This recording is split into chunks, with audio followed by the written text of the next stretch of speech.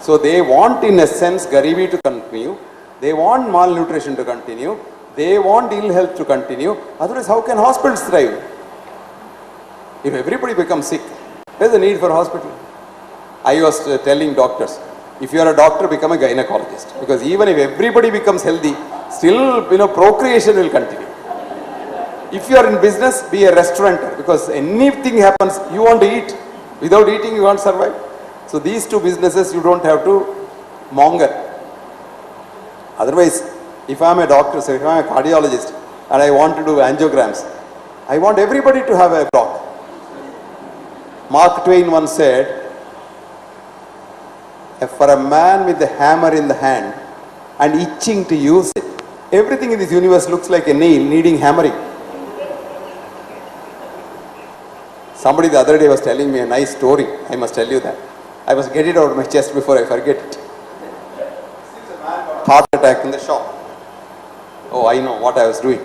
I was playing with the switch. That's why on and off it is going. What a fool I am. See, playing with the switch. So, man had a heart attack. He became unconscious. He was taken to the nearby hospital, let us say, X hospital. And they treated him, etc., etc. On the third day, he started opening his eyes. This was a charitable hospital. Charitable hospitals, do you know today? Charitable hospital is a hospital which gets all tax rebates from the government and charges extra for the patients. Now anyway, this was a charitable hospital run by nuns. Now there is a nun sitting by the side and saying, what is your name? He told his name. Where do you come from? He said, do you have any relatives? He said, no, except one sister. Do you have insurance? He said, no, I don't know what insurance is. Do you have a job? He said, I don't have a job. Are you under the care of the government? I said, no, I don't have anything with the government. Then who will pay your bill? It is already 4 lakhs. He said, I don't know. Then he said, you said you have a sister, what's she doing? She is a sister, she is a nun and she is a spinster. He said, the sister suddenly grew serious and she said, nuns are not spinsters, they are all married to God. Then fine sister, send the bill to my brother-in-law. So today you must God as your brother-in-law if you fall sick and go to a hospital.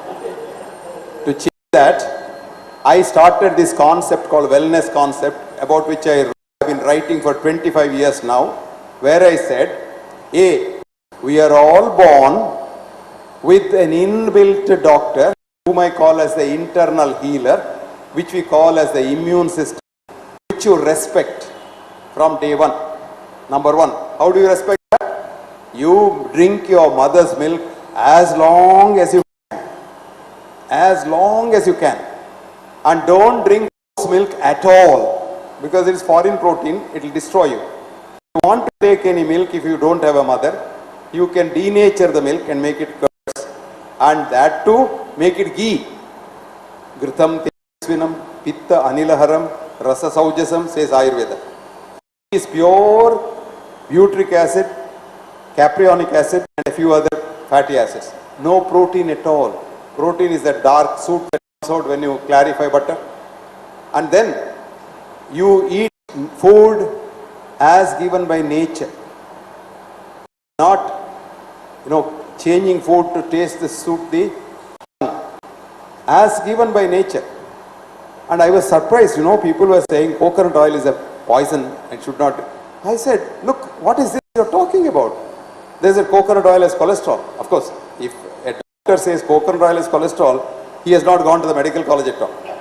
Because the first thing we teach in biochemistry is cholesterol comes from an animal source. How can vegetarian think of cholesterol? Then they realized that they started changing it. Coconut oil is saturated fat. Others are not saturated fat. So saturated fat is bad. This is called the jati system, how divide people, you are a Brahmin, you are a Shudra, you are this, you are that. That doesn't exist. What is the fatty acid in coconut oil is the question. What is the fatty acid in mother's milk is the question. They are the same. Both are sodium monolaurate. Sodium monolaurate is monolauric acid, which is the basis of the human immune system. So if you don't have a mother's milk, if you have to have food, even in America, the infant food has the base of coconut oil. Now Americans are saying, we are sorry, by doing propaganda against coconut oil, We have killed millions of people in the world. Coconut oil is a treatment. And the latest thing is, coconut oil is a treatment for Alzheimer's disease. Alzheimer's disease. Because coconut oil gets digested in the mouth itself. It doesn't have to go to the gut. Only two things get digested in the mouth, coconut oil and mother milk. And that's why an infant can't take any other oil, because it doesn't have pancreatic lipase at that age, in the first year. So mother's milk and coconut oil get digested. Now coconut oil gets digested in the mouth and gets converted into ketones. And a brain cell which is damaged can live on ketones but not on glucose. That is why Alzheimer's disease, people lose their memory because brain cells die. Now if you take coconut oil, brain cells don't die, and even if they are dying, they will get rejuvenated. And there are reports of patients being treated with Alzheimer's disease with coconut oil. So take nature's, why is coconut there? It's called Kalpa Vriksha. What is Kalpa? Not even a century, not even all the centuries, not even Treta Yuga, all times to come. It's a Kalpa, the whole thing, Vriksha, the only thing. Tell me one part of coconut tree which is not useful, which is not biodegradable. Have you seen Kerala girls? Have you seen any Kerala girl who is in Kerala using what they use? Dandruff? You can't have dandruff. Have you seen a Kerala girl having any skin disease? You can't have it. Even the serious skin diseases I have treated with coconut oil. One of my colleagues, who is a professor of neurology, had a peculiar infection in his thigh. And one day he was talking, I said, look, apply a little coconut oil, I say, it will go. He said, what are you talking? I am a scientist. I don't think it's coconut oil, and the smell, I don't like it now. He said, okay. He went to the dermatologist who was our student. That fellow said, sir, we'll do a biopsy. He did a biopsy. Biopsy showed nothing, but this whole thing got infected. The whole thing became pus. And at that stage he was crying. Then I said, look, even now coconut oil will help you. And coconut oil helped him. Completely gone. I got photographs. Then he said, you're a good thing. I am a patient. You report this case. I said, fine. After about a month, I said, I am reporting this case. Now give me permission. He said, oh, no, I don't like that coconut oil. I've forgotten about it. His thing is gone. See, this is our attitude. This is our attitude which I don't like. I'm a scientist. I said, what is a scientist? A scientist is an enquirer. Science is a method to find out how nature works. Science is not what Marie Curie said, science is measurement, measurement is science. If that is so, medicine is not science at all, because it all depends on your thought. Can I measure your thought? Can I measure your thought? No. Can I see you now? Do you exist? I don't know. You exist because I see you. If I don't see you, you don't measure. So where is science? So science is, medicine needs a new science called the holistic science. And there are various methods of helping the inside healer, which can be homeopathy, umapathy, ayurveda, modern medicine, etc., etc. Provided it doesn't harm you. This sentence, one sentence you remember, except corrective surgery, supposing you are born with a hole in the heart, it has to be corrected, nothing will correct it. Because that hole was supposed to be closed when you are born, for some reason it was not closed. It's also our mistake only. Probably you made you get born in a different way. Instead of you coming through difficult thing and crying, we pulled you out easily, and then says, you know the story? A butterfly has to come out of its cocoon, the worm, and it takes days to come out. One day a child saw that and told the father, I believe, it's struggling to break it so that it come out. So he broke it. The worm put but because it has to come out through that. So delivery is not at all there.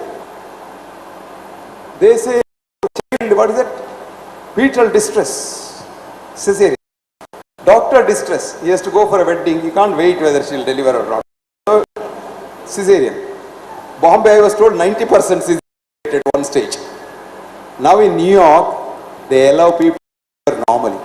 That's what's called normal birthing. When you become pregnant, you take your husband and yourself to that normal birthing lady who is not even a doctor. They give you education. 99.99% of them deliver normal.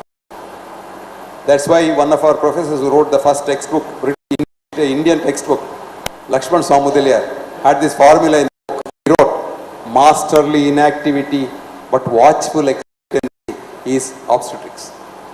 Today, masterly inactivity and quick delivery is our formula. Because today we want money. Normal delivery, how much money you get? Everybody at least a cut, which is called episiotomy. Studies have an episiotomy does not heal well, but a normal tear, if it happens, heals very well. A normal tear gives the pelvis a good strong pelvis. An episiotomy leaves it very weak. Now if you allow the child to come through that, that's also a development of the mind.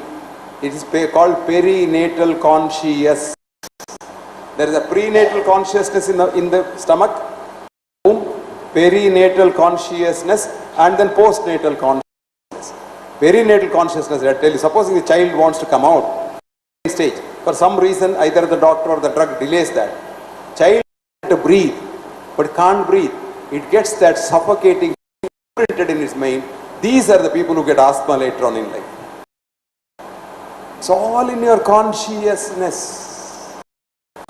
You get born when your cells, individual cells, get the message from the universal consciousness through the wall, which I call as magic brain.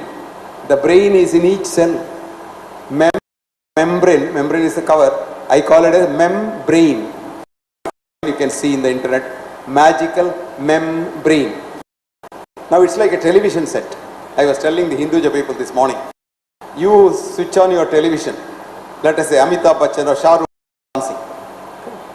Then your wife calls you for dinner. Switch off the television. Both Amitabh Bachchan and Shah Rukh Khan have died. But you go to the dinner room and your wife has a television there. On the same channel, they come alive again. Human being that. When you get the message from the universal consciousness, of which you are an individual consciousness, get the message, you become alive. Okay? But like Amitabh Bachchan and Shah Rukh Khan, you are not there inside the television. You are in the consciousness. Remember that? The Amitabh Bachchan is not in the television set, only the energy wave is set. You are not alive, but the energy wave is. You are a part of the consciousness. You are a whole. Purnamidam Purnamadaha. Purnasya Purnamavevishishtate. If you take a bit from the whole remains a whole bit. On this principle today, Rustum Roy has been able to now get atomic hydrogen from not molecular hydrogen, which any chemistry lab, it will leave nascent oxygen, which will destroy an engine. Now you get atomic hydrogen, so hydrogen becomes hydrogen water, so that you can put water in your car and run it, inshallah, time, and then you don't buy anything, you just water, especially in Bombay, very easy, because salt water is better than ordinary water. Go to the sea and fill your tank and go wherever you like. You take your girlfriend to Mathura or what is that? So there is no, what is that? Mahabalipuram. What? All because Rustum got this idea from a shloka in the which is called Urj, which says water is the father of fire, water is the mother of every energy in this world. Fascinating. And you are 8% by weight water. Okay? But 9% of your molecules are water. So much whatever happens to water affects your body. If you are pregnant, delivering during a new moon is difficult because your fluid is less. Delivering during full moon is very easy. So in Europe now, some surgeons have started doing elective surgery new moon time because very little blood loss. If you have to do an emergency surgery in full moon time, you lose a lot of. So all these things affect a lot of our system. So you are a part of this universe and try to live in the universe. That's called Prakritika Jivana. You live with the universe. See, Ayurveda says food is different from summer season, winter season, when it's mother food. Now we have the new modern medical, which is calorie wise, it calculates, and round the year it's the same. No, Ayurveda says in winter you require more, to eat lot of spices. Sucheta, no, you're looking at a watch. Now, after 50 years of researching common cold in a center in London called Cold Research Colindale, from 1948 to 1990, spending $10 billion, they came to the conclusion we can't know anything about common cold at all. So the center is closed and they have started AIDS research in the same. But the last paper which came out of the Colindale Center in the Lancet says, if you get cold season, go to an Indian restaurant and eat lot of curries. And our Ayurveda is in summer, you take a lot of seasonings, hot. And now, Zyment from Harvard University says, best viral killer is ginger. Next is garlic, then is pepper. And my mother used to say, whenever you have anything upper respiratory infection, have a kashaya. But better than kashaya, what I tell my patients is 1 inch of garlic, 3 pots of black pepper, couple of pots of garlic, and a small onion, which they call as sambar onion, vengai sambar onion, and then little jaggery, rich, a teaspoon of honey, put it in the mouth, go on munching till you water from the nose, eyes, mouth, etc. And the enzymes in these waters are viruses, and the whole thing comes out. Then at the end, you feel like swallow it because next day it will be good at the other end. So you must have some input output. Otherwise, constipated, then go to the doctor for so many things. You sit there and everyone mucking, mucking. You go on and then you get hernia after some time. Then you go to the hernia suffer, hernia or aphy, and then you get piles at the other end. And then sometimes you get even heart attack coming. Very seriously muckify. What happens is you get a serious rise in blood pressure and suddenly it comes down. So you get a heart attack. You will be comfortably meeting your maker in the toilet. That's one way of, exit from here must be made as possible. And modern medicine is giving you a lot of things to give. A good friend of mine, who is no more, may his soul rest in peace. One day he came to me, he's a big professor, he was AICT director, he was a university. He said, Dr. Hegde, it used to be 5 minutes in the toilet for me in the morning, till I went for blood pressure and he gave me so many tablets. Now, even 1 hour, I have no time in the morning, even 1 hour I don't get anything. And small pellets coming out. I was reminded of an incident in my life, which humbled me a lot, which made me feel I am a bloody fool. Then only I read what Mark Twain has written. A man knows he is a fool, but a fool thinks he is wise. Up until the time I was a fool, I was thinking very wise. After this girl, I was going to Delhi.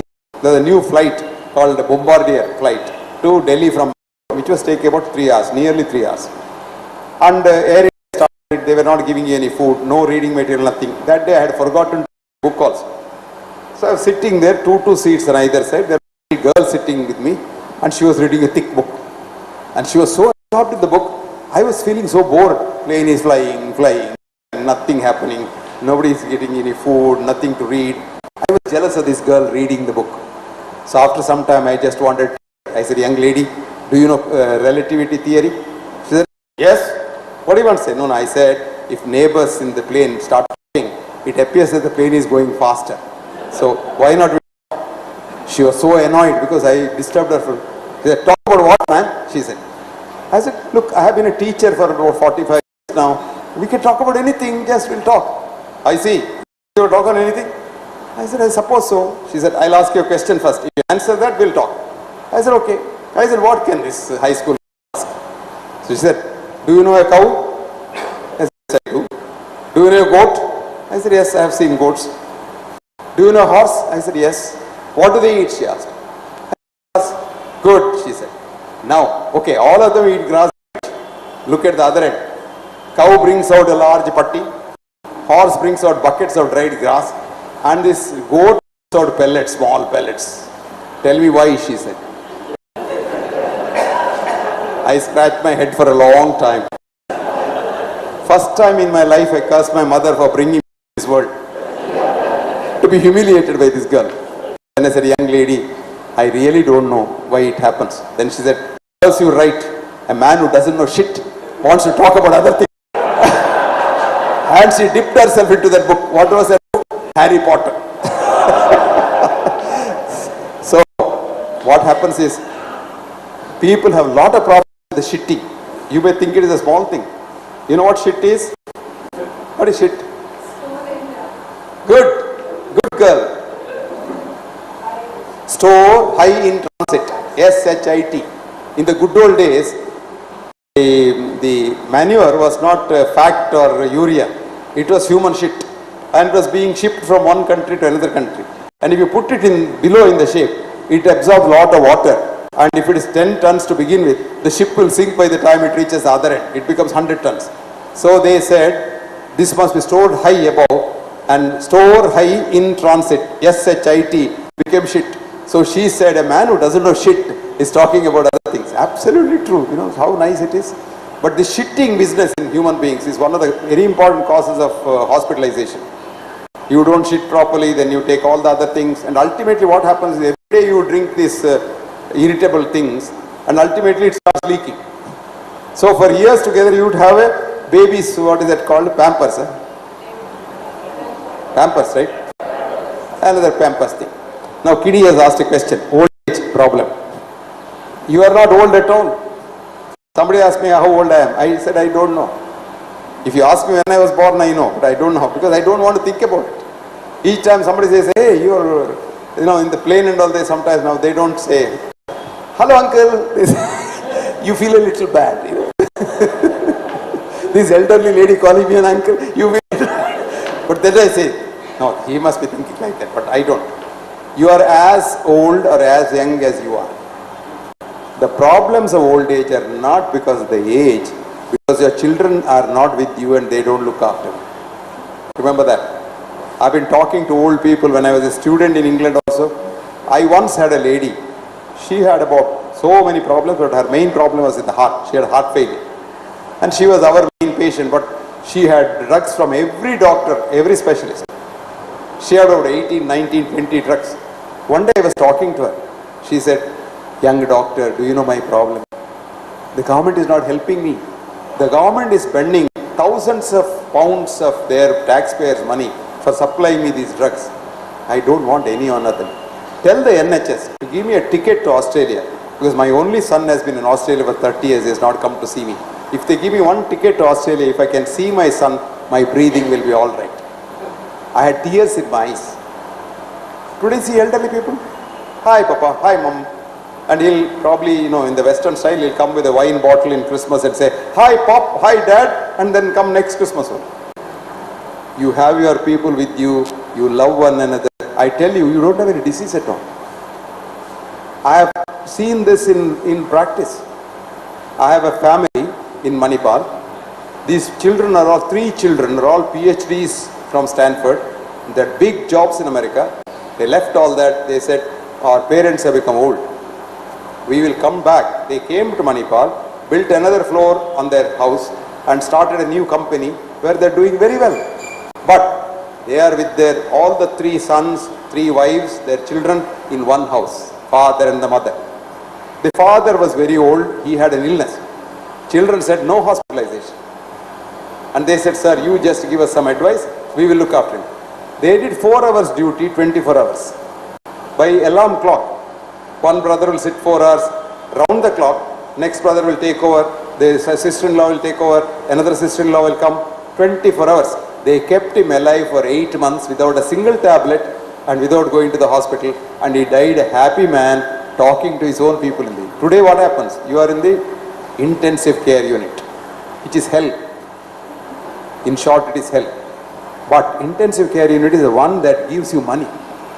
American audit showed 90% of the hospital profit comes from keeping dying patients in the intensive care unit for 10 days. Bombay people think a healthy individual is one who is not properly investigated. If you want to know, There's a book. Read this. The Last Well Person. What's the book's name? The Last Well Person. It's a beautiful book. This is written by a professor in America. Professor. I'll tell you the name. Hang on. It comes. It just can't come like that. It's not. I'll tell you everything. His name is Nortin, Nortin, Hadler, Hadler. Okay? You want to know who is the publisher? Random House. Now if you read this book, Professor Hadler will tell you, there is nobody called a well person at all. You are a healthy person by my definition. You go to a doctor, you will be declared ill. Because what is normality in medicine, do you know? Average. Average is called normal. This is statistical medicine. You say your blood pressure was 120 by 80. Who said that? My blood pressure cannot be like your blood pressure, her blood pressure. Each one of us has different blood pressure. I'll give you an example. We have one Verma who started the Nimhans in Bangalore. He was the founder director of Nimhans, whose blood pressure always is 90 by 40. And he has been seeing me for a number of years for treatment. I said, look, you will live for 100 years. Why are you worried about it? And he operates for 12 hours standing. He is about 90 years now. Even now he is a consultant. And Mahatma Gandhi's blood pressure is 240 by 120. Who was not getting sleep? Sushila Nair. You read Sushila Nair's biography. She was worried that the old man will, kick his bucket any minute. And he died of hypertensive complication. That's a bullet from Godse. What does it mean? We are not averages. I'll give you a much more mundane example. What is the normal Indian height for men or women? 5.4 plus minus 2. This is called median plus 2 standard deviation. That's a statistical jargon. You know what statistics is? There are 3 kinds of lies. Ordinary lies, which ordinary people like you and me speak. When the phone rings, you don't want to take it, you tell your wife he is eating. Then super lies, which politicians speak. You read George Orwell's Animal Farm, he says, they will give respectability to murder. They will solidify the air, and they will promise a bridge where there is no river also. That is super lies. Then the third is statistics. You can make anything to anything. You give same biodata which our friend Basu read. If you give it to some good lawyer, he will say B.M. Hegde is the first criminal who must be hanged before that Kasab or whatever. But if you give it to Basu, he will say B.M. Hegde is so good that he must be given Bharat Ratna. Both are possible. Because what is statistics? You dredge it, you sharpshoot it, you mix masters. And there's a beautiful book called Science Without Sense. That is statistics. You want the author, madam? Stephen Milloy. The author's name is Stephen Milloy.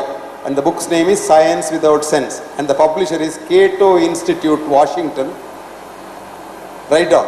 1000 Massachusetts Avenue, Washington, DC, 2001.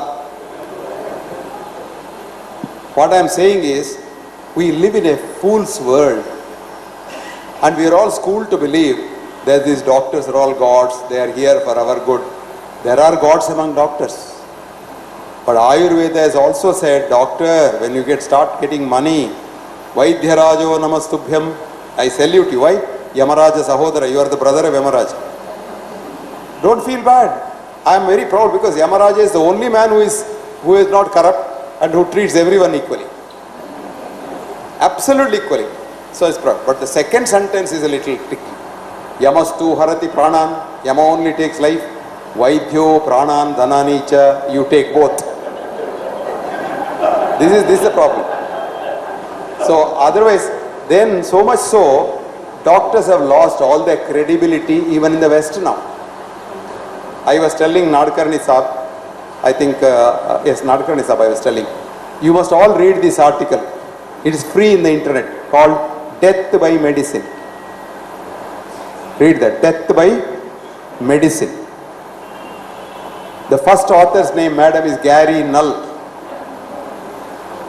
This is in a very difficult journal. You won't get it in the journal because you have to pay for it. But it's free on the internet. Somebody has put it in the internet. Virus put it in the internet. Read it in the and you will get real good idea. If you want to read a respectable scientific journal itself, There's an article called Is US Medicine the Best in the World? Read it.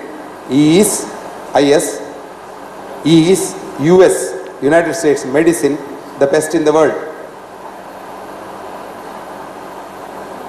Okay? Article. Author's name is Barbara, Barbara, Barbara, you know? Barbara Starfield, Starfield, Starfield. And the journal is freely available on the internet. It's called JAMA, JAMA, Journal of the American Medical Association. Year is 2000. Write down 2000. Semicolon, volume is 284. Colon, page is 483. Go and read that today. You will get a shock. American medicine is the worst in the world, and we are aping American medicine. Number one. Number two, America, doctors and medicines are the leading cause of death. You get that? And cancer and heart attack come after that. Still, we want to be American. Today, the craze for America is such that I was telling the doctors in Hinduja Hospital this morning, today if you want to go for a consultant's this interview, you must have one special qualification. You may be a FRCS, MRC, nothing. BTA, you know what BTA is? Been to America. Unless you have gone to America for training for at least 1 year, you are not the ideal candidate for appointment as a consultant. So everybody is there, 10 candidates sitting, everybody is anxious whether there's only one post vacant. They'll say, are you a BTA? Are you a BTA? If anybody is BTA, this fellow will not go for the interview at all, he'll go home. If nobody is a BTA, then he says, I stand a chance, let me try. So that is our because we are slaves. We have political independence, but not intellectual independence. We still think with the Western idea. See, yoga originally is from India. It has gone to America and come back. Now you have super yoga. Have you seen super yoga in the internet? How many Tamilians here? You know Thopu Karanam? When you go to Pillayar temple, you do Pandriya. This Thopu Karanam today in the internet has become super yoga because actually Thopu Karanam is done for a particular reason. When you do that and pull your pinna down, it directly stimulates your hippocampus major. So if you are going for an exam, or here, before coming here, I wanted to Thopu Karanam, but Sucheta, I saw Sucheta and forgot about Thopu Karanam. Otherwise, I would have spoken better, sensible things. I'm talking nonsense because I didn't do Thopu Karanam. You go to the YouTube and say Thopu Karanam, you will get that. It's called super yoga. Then you say, it's good. But if you say you do yoga, so it must come from the, we say in Kannada, any Kannadigas here? Shankadinda Bandra Tirtha. If you give the holy water from the temple in any other form, they don't. But if you put it in the Shanka, then it's real Tirtha. So American medicine is a Thopu Karanam medicine, gets transferred here. Don't believe that. Now friends, I will tell you what I have been telling you, because Develler said if you want to sell an audience an idea, first tell them what you are going to tell them, which I told you. Then tell them. You can tell for any number of days. I can go on for another 2 days. But he said don't forget to tell them what you told them at the end so that they can take it home. 3 things I told you. A, you are born to be healthy till you die. Don't try to live here forever, you will not succeed, said Bernard Shaw in his book Doctor's Dilemma. Okay? So don't try to be here forever. Your aim should be, till I die, I should be healthy so that I don't become dependent on others. Don't be dependent on others. Think that your children will look after you, your wife will look after you, your husband will look after you. When you are seriously disabled, after some time they all get fed up. Psychological inside they'll be thinking, when will this fellow die? But outside they'll say, no, we'll do everything. I have experience. We get these old people in the village whose children are in America. So this fellow, old man, 80 years old man, gets a heart attack. He is admitted in my intensive care unit. Night 2 o'clock I get a phone call. Till then I was looking after his father. When I come and want to sleep, doctor, my father is admitted under you in so and so. I said, yes. How is he? Well, he has had a serious heart attack. We will try, but we don't know. I don't know. God knows what will happen. But doctor, money is no problem. You do anything you want. I want my father alive. Then you tell him, I wish money could keep somebody alive. No, we will do our best with or without money. But then ultimately what happens to him depends on God. So you think he is going to die, doctor? Supposing I say, because he wants me to say he will die. Because he knows he will die, but he doesn't want to say that. He wants the guilt feeling passed on to the doctor. Supposing I say, chances are that he will die. But doctor, you better tell me in advance because I have only 10 days holidays. I want to finish all the work when you come back. Which means he wants him to die. He does not want the guilt feeling. So he said, money, no problem. He thinks he can give love for money. I tell such people, if you come here and spend those 10 days now, maybe your father will not die. But then he is afraid, supposing he dies at the end of 10 days. He can't stay back. This is the problem. So don't depend on others. That must be your aim in life. To do that, think of compassion. Don't hate nobody. Don't hurt nobody. Don't even have an ill feeling towards somebody. And don't allow anybody to insult you, because nobody can insult you without your permission. What is insult? If you think you are somebody, you are a tiger. Occasionally somebody thinks you are a monkey and they say he is a monkey. Then you get terribly angry. You know you are a monkey, but you are acting as a tiger. But if you are a monkey and you accept you are a monkey, somebody calls you monkey, fine. That's what he has found. So be who you are. Most of us live a different life. Don't live on your reputation. Reputation is what the world thinks. Live on yourself, your character. Character is what you are. And I know what I am, and I don't want to live as what Basu said I am. I am. So I know my frailties, my weaknesses, my strong points, etc., etc. You are happy. Otherwise, on the day somebody insults you, you have headache. Your blood pressure goes up. You go to the doctor. Then you check up. Check up means you are a patient. You are a patient means you don't come back. And that's what happens to you. So don't do that. Live comfortably. Number 3, eat natural food in moderation. Simple thing is, can I eat this, doctor? Can I eat that, doctor? That contains cholesterol, doctor. That will kill you. Eat what you like, but in moderation. I'll give you a simple formula, Chinese formula. I drink when I am thirsty. I eat when I am hungry. If the heavens don't fall down, I'll certainly live till I die.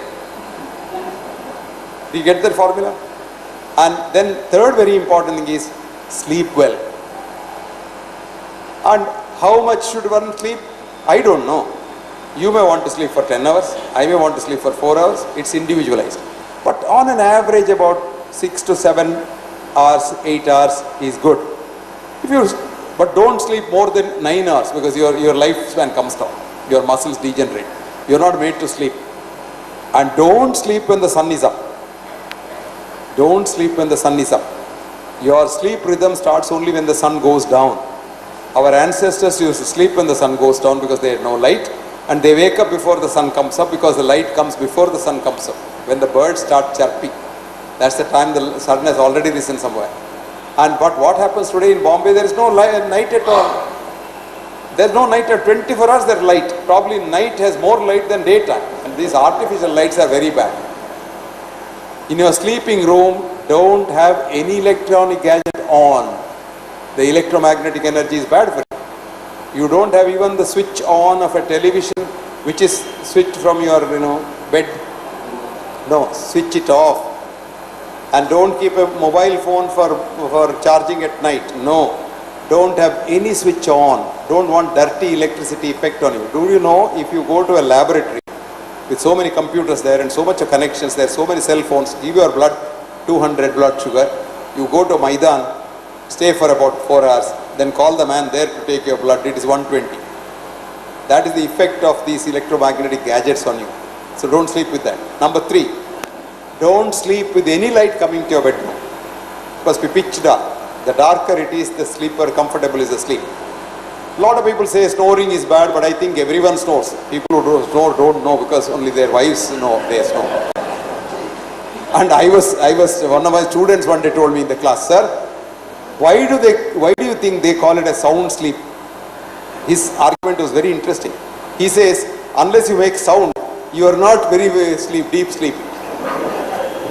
Very good idea, very good idea.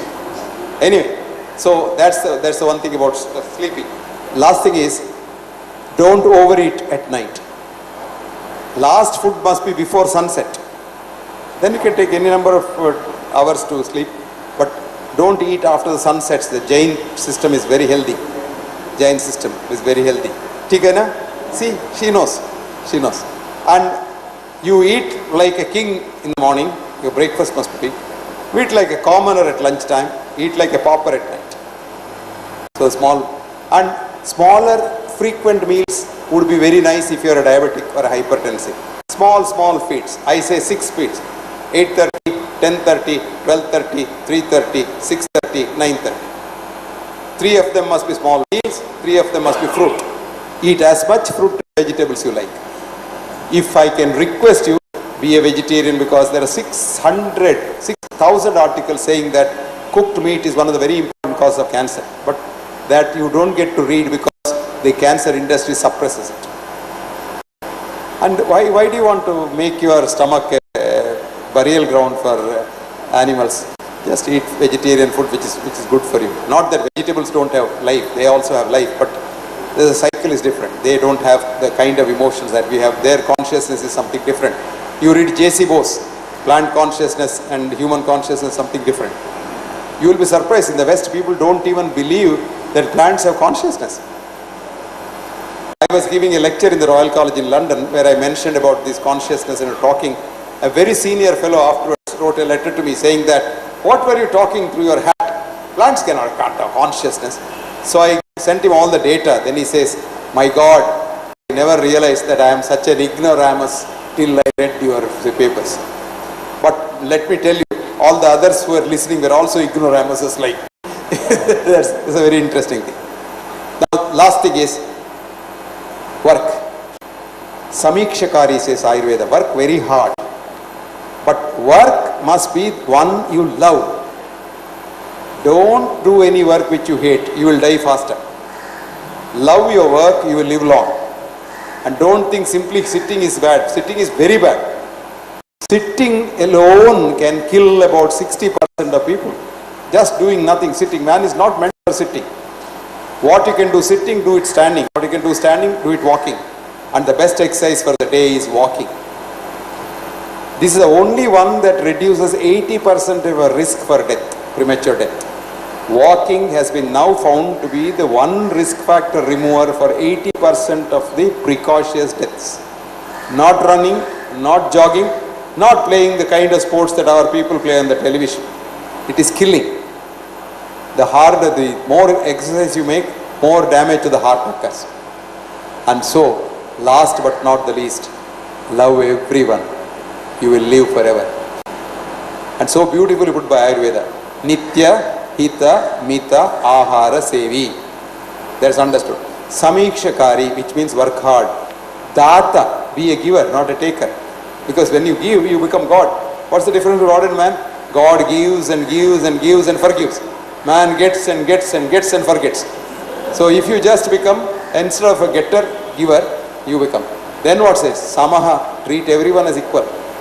Satyapara, don't cheat, don't do all that. What Subramanya Swami is fighting against, don't do that. Last, Kshamavan. You may say, I won't hurt anybody. Somebody might hurt you.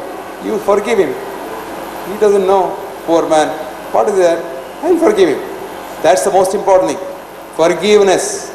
And even the Western philosophy, you see Rudyard Kipling wrote in the poem, if you can fill the unforgiving minute with 60 seconds worth of distance run, you shall be a man, my son, and more, this earth shall belong to you. What a beautiful thing. And he says more, if you can walk with the kings, but still keep your common touch. If you can mix with the crowd, but still keep your virtue. So what a beautiful thing. So all these things are good health. Lastly it says, Apto